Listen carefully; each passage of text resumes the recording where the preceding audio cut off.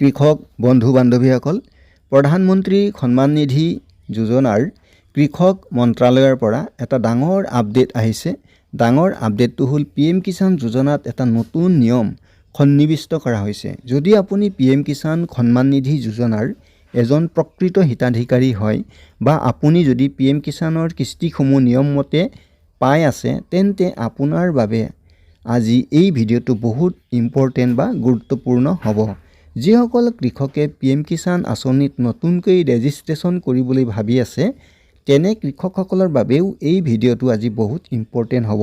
অৰ্থাৎ নতুনকৈ আবেদন কৰিব বিচৰা আৰু পূৰ্বৰ পৰা আঁচনিৰ ধন পাই থকা সকলো কৃষকৰ বাবে কৃষি মন্ত্ৰালয়ে নতুন নিয়ম সন্নিৱিষ্ট কৰি 2025 চনত বহুতো পৰিৱৰ্তন আনিছে। নমস্কাৰ কৃষক বন্ধু বান্ধৱীসকল, আশা কৰোঁ ভালে আছে। প্ৰথমেই ডিজিটেল ভক্ত ইউটিউব চেনেলৰ হৈ আপোনালোক সকলোকে ৱেলকাম জনাইছোঁ।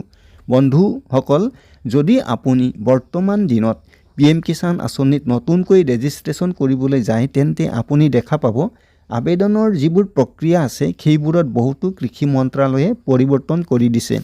যদি আপুনি PM কিষাণ আঁচনিত নতুনকৈ ৰেজিষ্ট্ৰেশ্যন কৰিবলৈ যায় তেতিয়া তাৰ আগতে ফাৰ্মাৰ ID বনাব লাগিব, কাৰণ আবেদনৰ সময়ত ফাৰ্মাৰ ID প্ৰয়োজন হ'ব।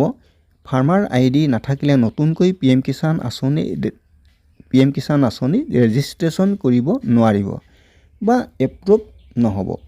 বন্ধুসকল, আপোনালোকে জানিলে আজিৰ দিনত নতুনকৈ PM কিষাণত আবেদন কৰিবলৈ হ'লে প্ৰথমতে ফাৰ্মাৰ ID ক্ৰিয়েট কৰিব লাগিব, নহ'লে আপোনাৰ এপ্লিকেশ্যন এপ্ৰুভ নহ'ব।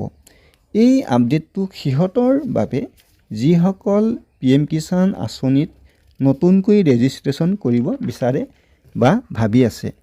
দ্বিতীয় আপডেটটো হ'ল সেইসকল কৃষকৰ বাবে যিসকল কৃষক পূৰ্বৰে পৰা PM কিষাণ আঁচনিৰ হিতাধিকাৰী বা আঁচনিৰ ধন লাভ কৰি আছে। যোৱা 19 নম্বৰ কিস্তিৰ ধন PM কিষাণ আঁচনিৰ হিতাধিকাৰীসকলে ফাৰ্মাৰ ID নাথাকিলেও লাভ কৰিবলৈ সক্ষম হৈছে, কিন্তু এইবাৰ 20 নম্বৰ কিস্তিৰ ধন পাবলৈ হ'লে প্ৰত্যেক কৃষকৰ ফাৰ্মাৰ ID থকাটো বাধ্যতামূলক হ'ব।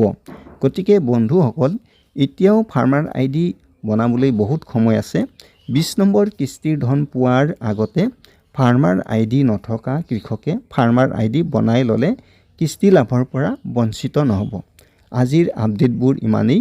যদি আজি এই চেনেলত প্ৰথম আহিছে চেনেলটো ছাবস্ক্ৰাইব কৰিব, যাতে আগলৈ আহিব লগা নতুন আপডেটবোৰ পাই থাকে।